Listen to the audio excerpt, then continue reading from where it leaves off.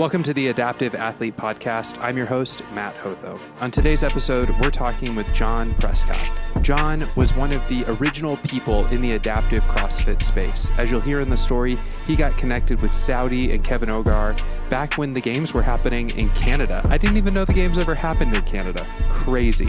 Anyways, you'll hear in John's story that not only was he an advocate for adaptive athletes, but later on he himself became an adaptive athlete. Now, we had some technical issues in this interview, and so this interview is actually going to pick up at the end of a question that Johnny asked me about why I'm doing this podcast. So that's why this will start with a long answer from me, and then we will get into the meat of the interview. So hope you enjoy. And 21. Yeah, 2021. So I was at the games in 23, met a few people, and I was like, wow, these people are fascinating. And then after the 24 games, I was like, I gotta start telling these stories. Like, I just got to get people on this podcast, start churning out stories. There's so many of us. I mean, there were 272 in San Antonio. You know, it's like, and there's so many more on the edges, and so it's been really cool just to get to hear stories. It is. It's really, it gives you perspective on, number one, what life could be like, and number two, that despite differences, people are adamant about being best version of themselves. And I've always loved that.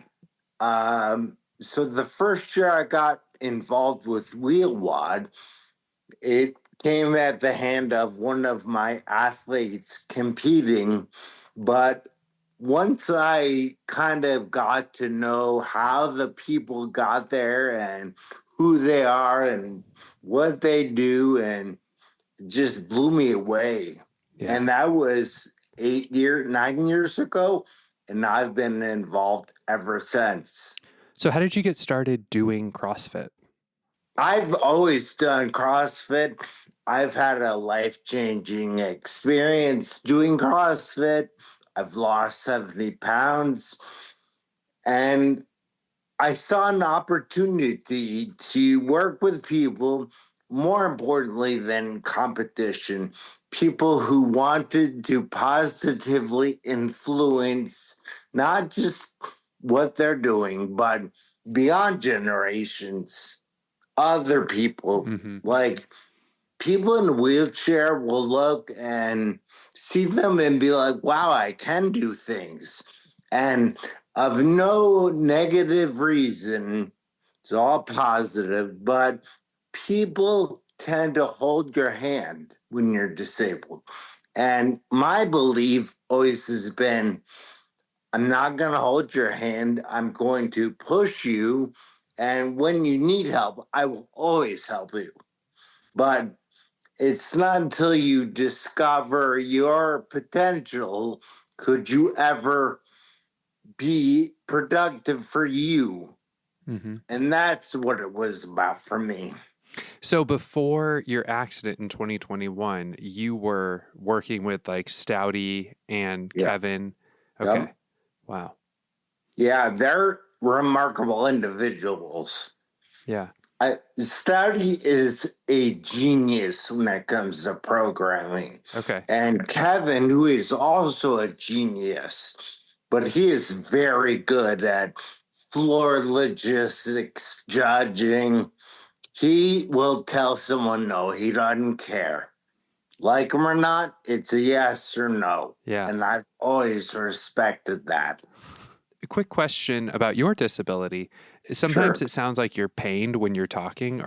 Is it painful for you to talk for extended period of time? It's not painful, but it is difficult. Okay. So to explain more of what happened to me, I had a slow bleed, which at first, undiagnosed, I got rhabdo for no reason. Like, I didn't fitness out of my scope, but I got it and I was hospitalized for a week. They did not discover the bleed. Then my whole right side, one night while coaching, just went numb. So I called my primary, who referred me to a neurologist, and they did an MRI and saw the bleed. The bleed was located near my brain stem, which is essentially the middle of your brain. And they did not want to do surgery, but when they did, I had to relearn how to talk. Okay. And that has been very hard. And basically, the long and short of it is, in order for them to fix the wound, they had to cut through all those neural pathways. So things you learn when you're like 2, gone. And Wow. I've had to rebuild all of them. Walking? I couldn't walk, I couldn't talk, I couldn't shower, I couldn't dress. But you know what I do every day? CrossFit. And I can only say that fitness has given me, like, with a brain injury, you need structure. It's just a fact. And fitness has given me structure as well as a mental release, and it's healing my brain injury. The So, neuroplasticity? yes. So I do it, I do it about 5 days a week. I need to rest. Do you find that you have to rest? Is it okay if I tend to talk a little quick? Is that hard for you to? No, I can understand. Okay, cool. Just fine. Your brain injury, does it cause you to fatigue quicker, or? I fatigue so fast now. Yeah. Like, I used to work 16, 18 hours. I can't even be on my feet for like 3. I get so tired. And when I said I can recover, I get better, but I fatigue almost no matter what I'm doing. Yeah. Like, I drive. If I drive for longer than an hour, I get way tired. Right. I mean, but think about all the micro decisions that go into driving, right? Millions. Yeah. All the times you're checking your mirrors, trying to see if you can merge over, if that person's coming into your lane, that kind. Wow. Yeah. And all of those micro decisions fatigue you out. Everything. Yeah. It's like, in order for you to live and breathe, your nervous system does that. Well, my nervous system is doing that, as well as where I get fatigued is if you do like the dishes, a lot of that is just you've done it so many times, your body knows how to act. Well, for me, I can do it, but it takes longer because I have to process and move slowly. But, it was funny. I got into a conversation with Derek White, and I said, it could be worse. He goes, no, it could be better. And I thought about that, and I was like, well, it could be. You're right. But these are the cards I'm dealt, and I will triumph. I will overcome. I mean, and working in the adaptive space, I can't even tell you how many athletes have reached out to me. Or what's really powerful is the stories of things I've done and people reminding me, like, look, there was a one-arm athlete and he could not do a pull-up. He wanted me to scale. And I said, no, there is no scaling. You'll do it. So I told him, I was like, look, you can and you will. And maybe you can't today, but you will. And now he does them all the time because I was like, look, yes, it will be hard. I mean, currently I coach neuro patients. And I'm like, look, you have it hard. There's no way around it. You will work harder than anyone, but your quality of life will be better. Mm-hmm. So when I kind of led, his name is Lenny, when I led Lenny down that path of maybe you can't do it yet, but you can, then he did it. Mm-hmm. And now he does it. Right. Is that your experience when you coach neuro athletes or adaptive athletes in general, that they need a little bit of encouragement or maybe a lot of encouragement? Well, yeah, because adaptive people as a whole, like I said, I'll use the word coddled. They've been coddled their whole life. And when they come and work with me, I don't coddle. I uncover ability. I don't ever think disability. Mm, I think, what can you do? And let's build from there. yeah.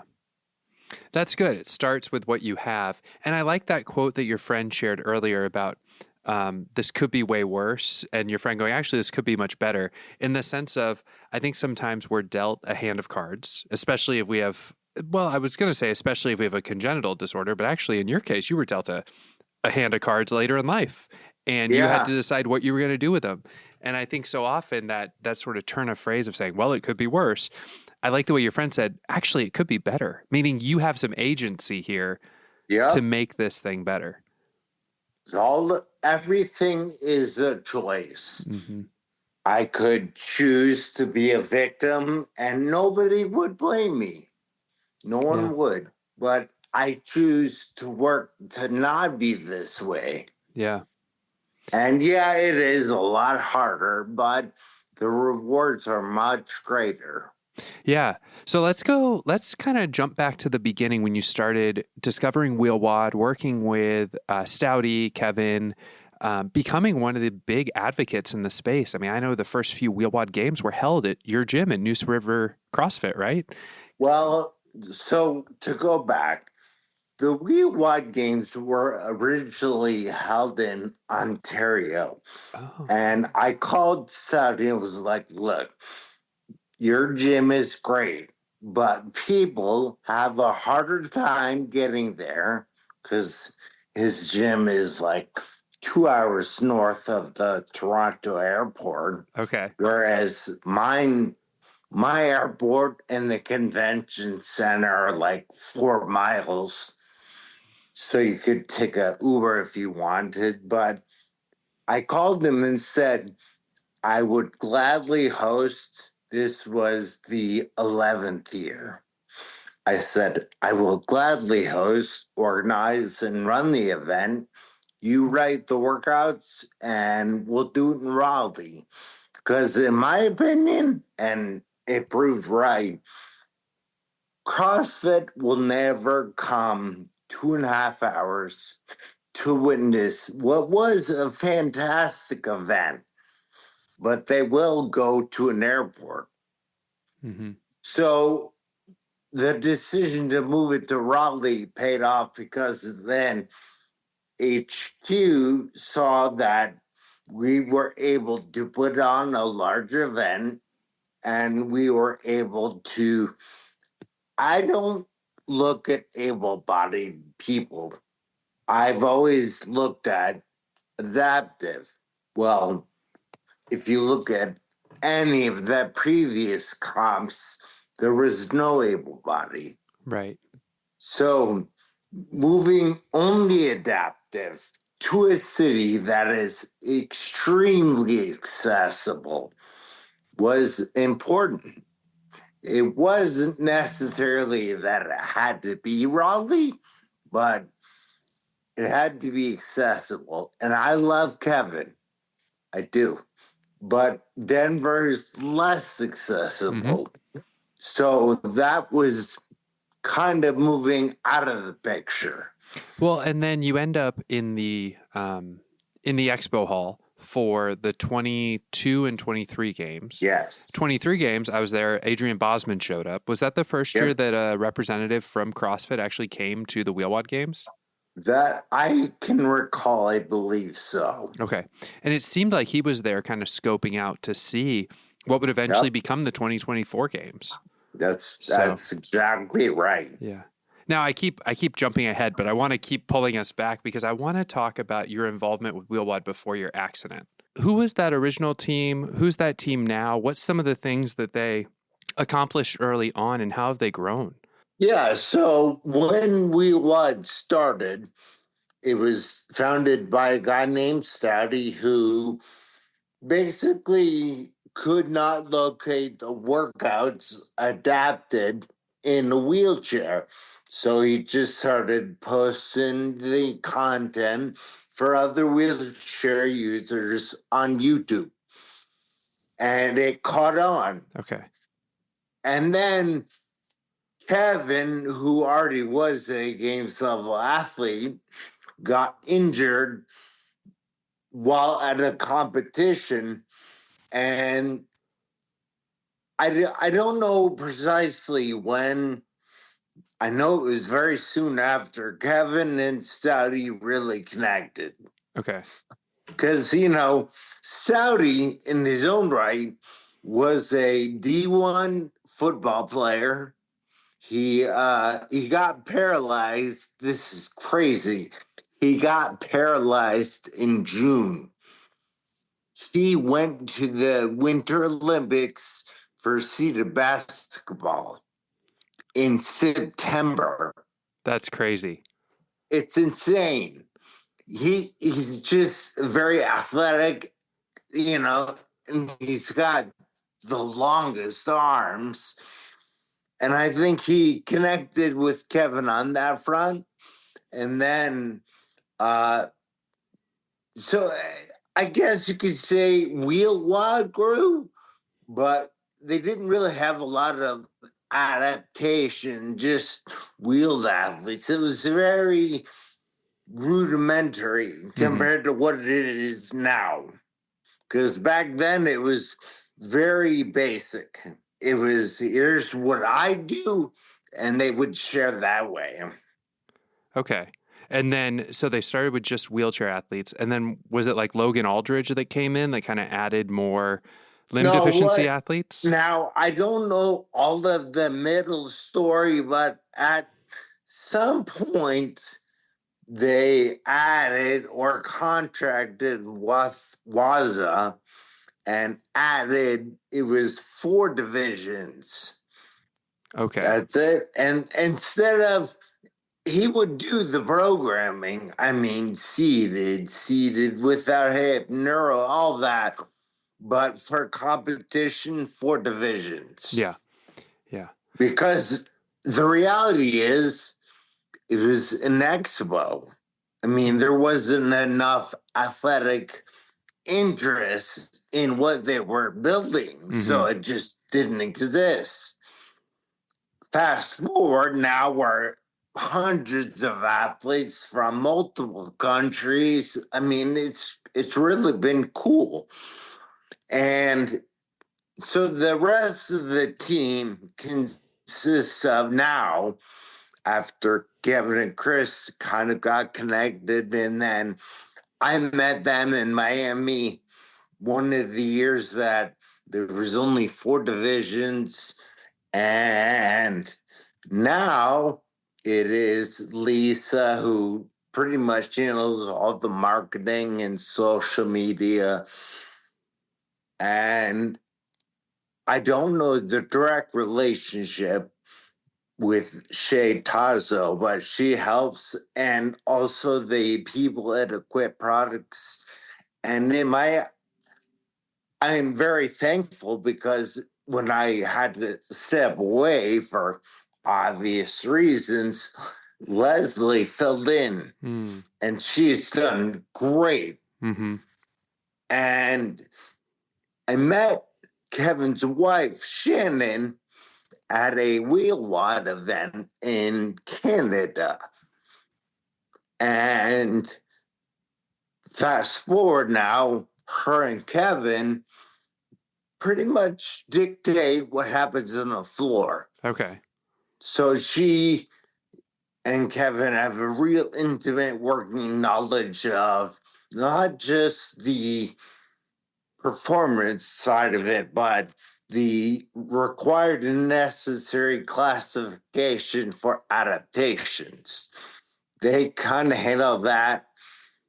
And also David Needham, who owns another gym in Raleigh. He's been great. Yeah, I met him at Sea Dog.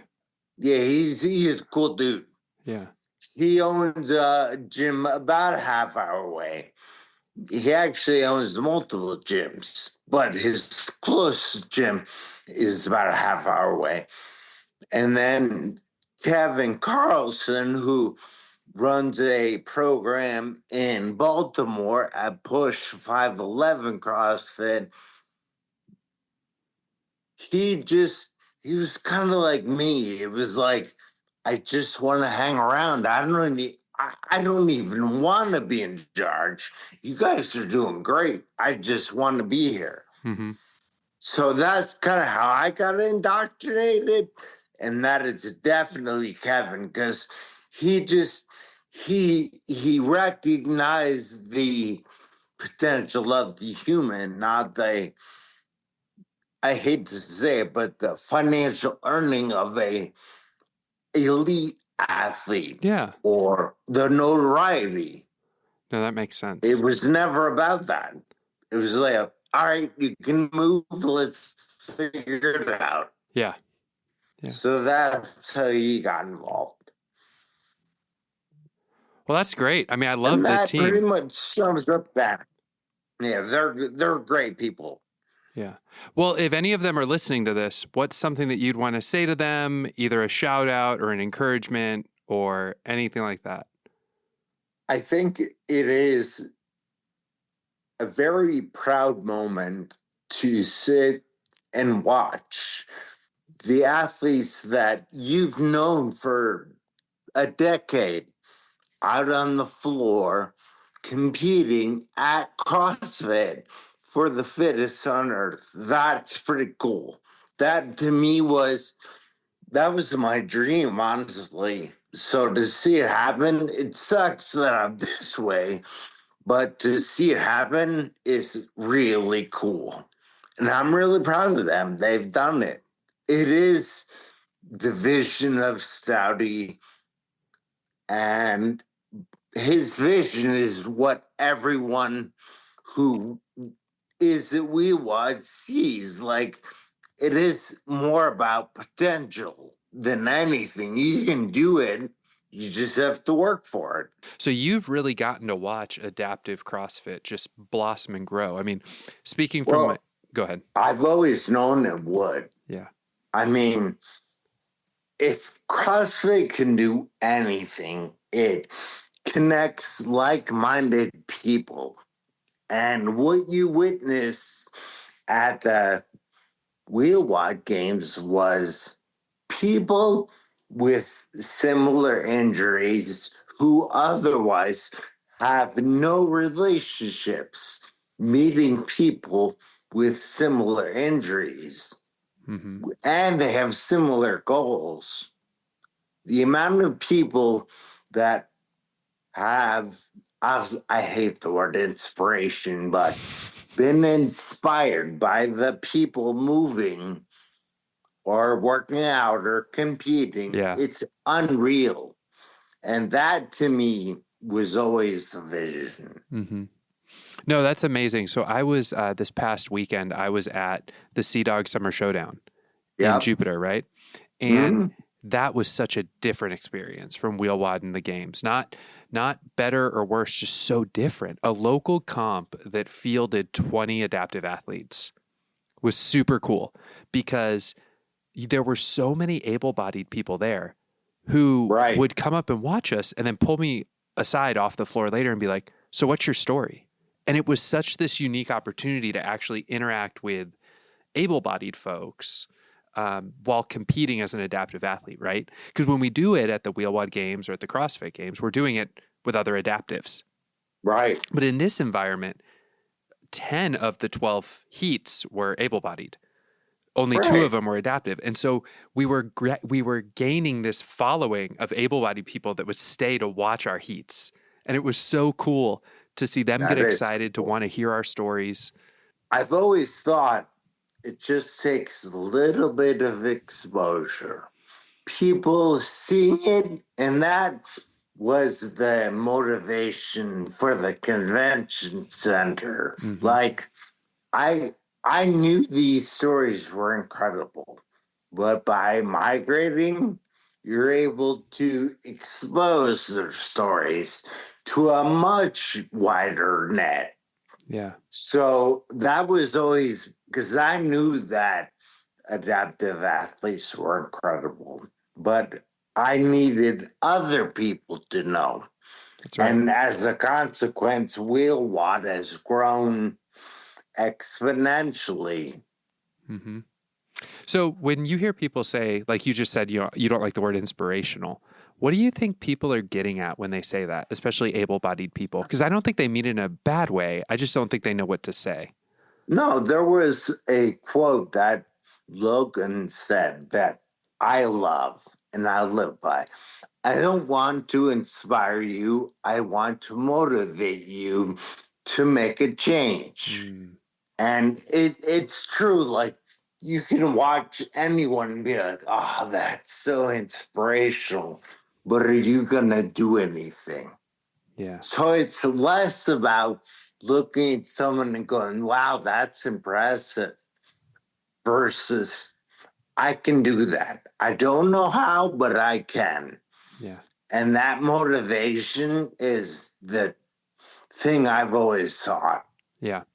That's interesting. I also think for that able-bodied person who's watching, who tells you you're an inspiration, I think what they're trying to say is like, I've never seen anything like this before. And I want to tell them, yeah, that's because there isn't a place for adaptive athletes. So when you find somebody who's adaptive in your world, remember this experience that you just had of watching an adaptive athlete. So true. Yeah. Like, now, for the record, Logan had already gone to like, I think said 5 or 6 other gyms, and they just wouldn't help him. Yeah. And what I've come to realize is it's less about willingness, because anyone who wants a CrossFit is willing to help people. That is the marker. Like empathy is everything. But when people have no idea how to help them, they get scared. Mm-hmm. Like, what do I do? This guy can't do a front squat. He only has one arm. Yeah. Well, how do you do it then? Not can't. Can't is a mindset. It was Henry Ford said it. Can't is a mindset. So if you believe you can or you can't, you're right. Mm. And I always have thought we can. I don't know how, but we can. Can we do a quick lightning round? Yeah, All right. Are you a coffee or tea person? coffee All day? all day. You don't cut off at some point? No, I don't drink it fast, but I love coffee. Hot or cold? Both. Okay. Wow. Okay. Just coffee all around. All Yeah. right. If you could pick the music in the gym to work out to, just you, what would you be listening to? I always work out to metal. I like loud music. I don't care what it is. I don't sing. I don't dance. But I like something to distort the silence. Okay. Yeah. All right. What's your favorite hero workout or your favorite girl workout? I'll say Grace. Yeah. Always has been. You just love throwing a barbell around? Yep. What's your time? Pre-injury, I was like 204. Yeah. That's amazing. That's great. What about post injury if you don't mind me asking? I think it's helpful for people to know kind of. Yeah. When I had surgery, I was left with a condition called ataxia. And as a consequence, my overhead strength is gone. Mm. and my balance is gone. So I will deadlift a bar, but I cannot clean and jerk yet. Okay. Okay. Is that a goal of yours though, and kind of your mindset Oh, of? a goal of mine is to be in better shape than I was before my accident. Yeah. And for the record, I was in good shape.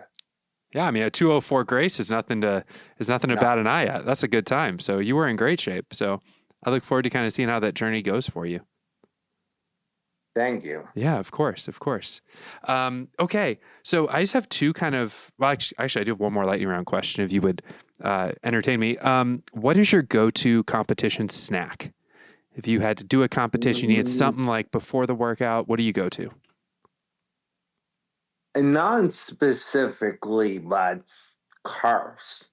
I like gel packs or a banana because when you do a CrossFit workout, you deplete your glycogen. So what I like is carbs because it gives you a little extra sugar. Yeah, it does. Go squeezers, baby. Yep. All day, all day. All right. Two final questions as we get ready to kind of wrap up our conversation. So, if someone's new to adaptive CrossFit and they're listening to this, what's some encouragement that you would give them? I will always say this is hard. It's hard. But by doing this, you will be far more capable in your life, inside and outside the gym. Yeah, that's true. That's so true. What's one way that CrossFit has helped you as you've been recovering to be more capable? I mean, the mental side is there, but also just being able to go from I couldn't walk to I'm deadlifting 300. Yeah. There is some harmony in that. Like I went from nothing. I mean, at one time I was deadlifting 500, but I went from literally nothing and now I'm building back up. Mm-hmm. So I think it's giving me direction. I know where I want to be. I am not there yet, but I know where. I love that. I love that. All right. And if you could go back and tell your younger self something to encourage them, what would you tell them? I would say don't wait until you're 27 to work out. Find a gym and don't get fat. Because I was fat. Yeah. Yeah. But start working out when you're 16, 17. Yeah. Don't wait. That's right. That's right. Whether you're able-bodied or adaptive, just do not wait. Absolutely right. Yeah. Well, do you have any final things you want to say to the community or anything like that as we wrap up? I just want to say, I know that working out every day is hard, but I do know that if it wasn't for being in shape prior to my surgery, my neurologist and my PT both agree I would be dead. Yeah. So it may be hard, but it does have value. Mm-hmm. That's true. It's functional fitness, not only for when things are going good, but for when things are going bad. It makes the bad things a little bit less bad. Yeah, absolutely. Yeah. Well, Johnny, thanks so much for hopping on the podcast today, man. It's great to talk to an OG, someone who helped build this thing from the ground up. Thanks for all the work that you've put in to create spaces for adaptives to compete, to meet, to get to share stories. I really appreciate it, man. You bet. Awesome, Johnny. I'll see you around. Thanks. All right, cheers. Bye. Thanks so much for joining us for this episode of the podcast. I appreciated John's story, how he's been an advocate for adaptive athletes. Before he himself was even an adaptive athlete, he just wanted to be in the space and he believed in what adaptive athletes could do. And as he said in the podcast, there's a huge team that has been making this happen for the last 10 years and continues to make it happen today. So whether you're an athlete in the space, an advocate in the space, or maybe you're listening from WheelWOD and you're actually one of those people in the space, thank you for being a part of this space. I'm Matt Hotho, and I'll catch you guys next time.